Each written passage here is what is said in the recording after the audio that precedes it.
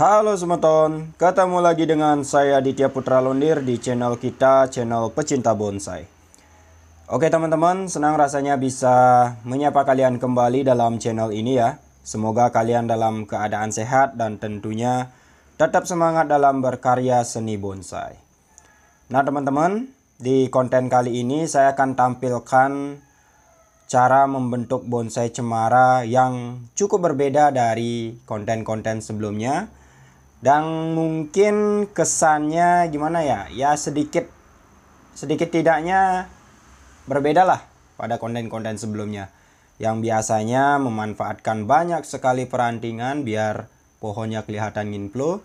Tetapi kali ini kita akan sedikit ekstrim dalam membentuk cemara ini. Cemara buaya ya teman-teman. Atau disebut juga cemara 42 teman-teman. Oke, ini kita manfaatkan hanya dua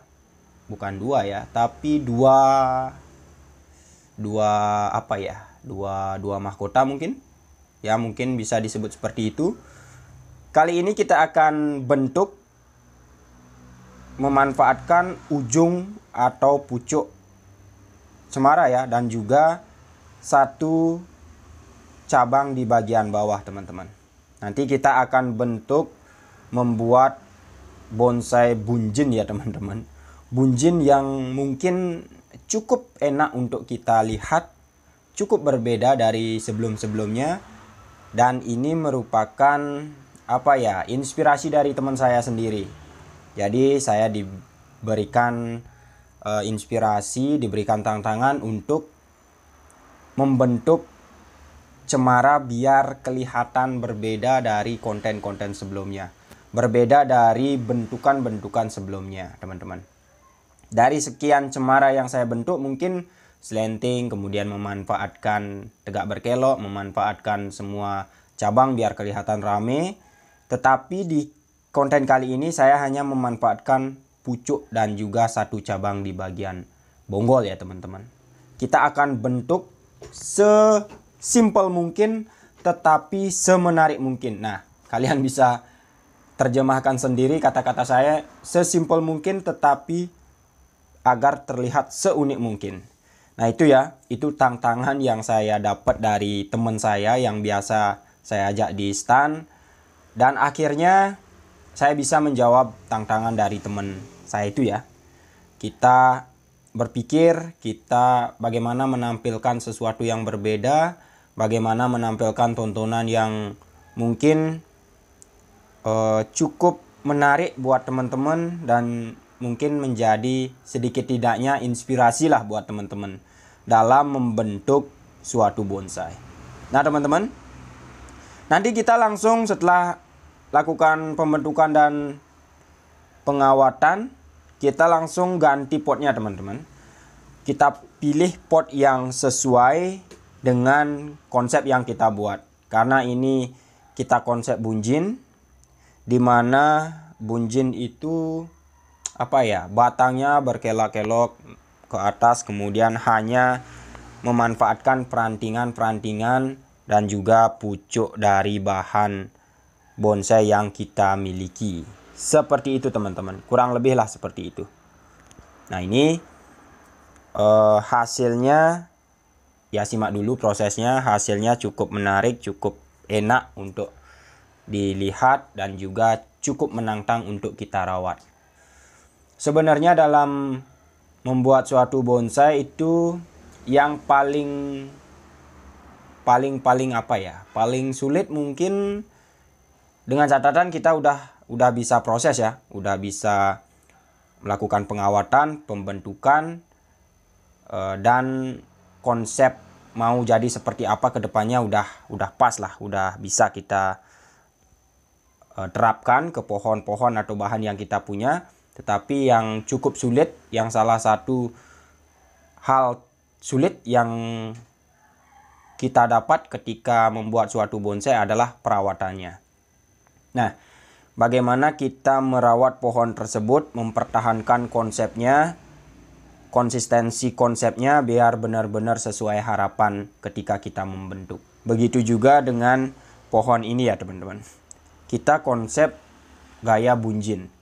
Nah, ketika kita membuat gaya bunjin, ketika kita udah bentuk, bagaimana kita merawat ke depannya biar pohon atau performa pohon tersebut stabil, bahkan semakin hari semakin sehat.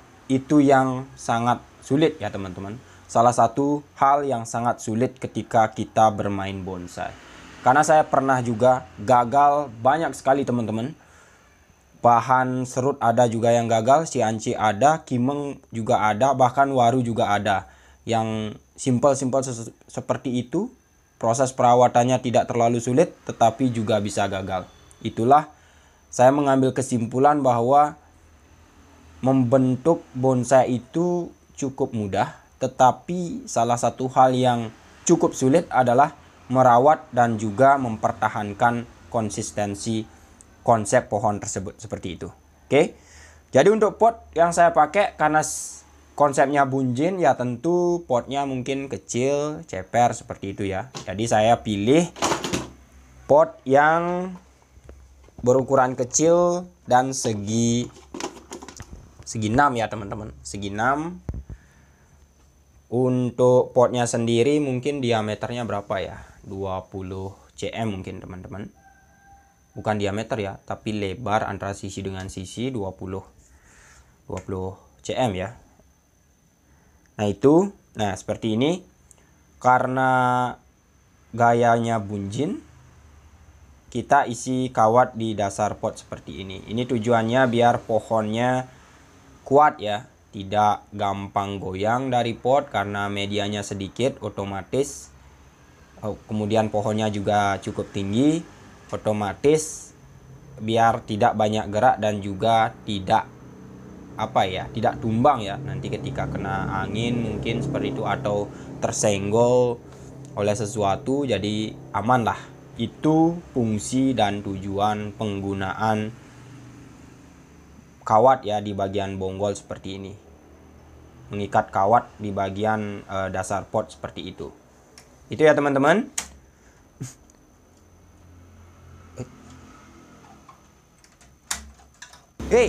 Nah itu ya teman-teman, itu mungkin tips yang bisa saya bagikan ke teman-teman. Jadi ini udah hampir selesai teman-teman, proses mengganti potnya atau repotting ya. Kemudian kita basahi seperti ini, dan biar kelihatan lebih rapi ya, lebih rapi kita kasih pasir malang di bagian atasnya. Kalau memiliki lumut bisa juga teman-teman, lebih kelihatan lebih menarik, lebih hidup juga suasana di bonggol pohon bonsai yang kita buat. Nah teman-teman, inilah hasil konten kita kali ini. Inilah hasil dari menjawab tantangan dari teman saya sendiri, dan inilah hasil pemikiran dari teman saya sendiri. Oke. Jadi sekian konten kali ini teman-teman. Kalian bisa lihat sendiri bagaimana perubahan yang sudah kita lakukan terhadap cemara buaya ini. Saya ucapkan terima kasih sekali lagi. Sampai ketemu di konten-konten saya selanjutnya. Sukses semeton bonsai.